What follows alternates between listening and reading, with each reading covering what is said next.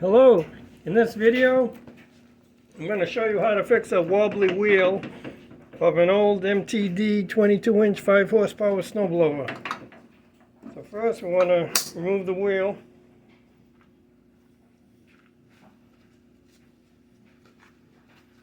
Okay, we'll get the wheel off and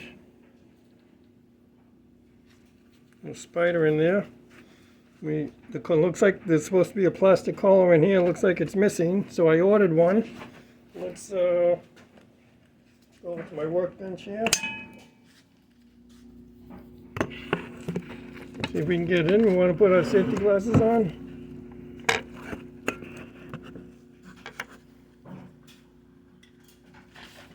Okay, I ordered, this is the correct part number, I believe. Let's open one of them up. It's MTD part number 941-0401. It's a bearing sleeve. Okay. Let's open one of these up.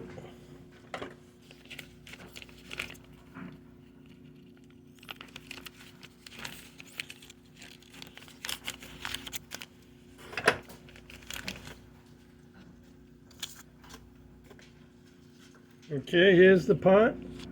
It's a bearing sleeve, and it should slide right into here. Let's see how it goes in.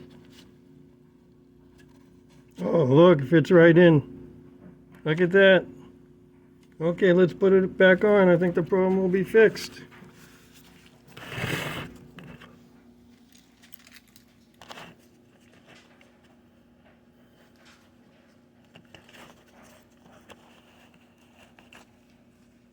Okay, let's put it on.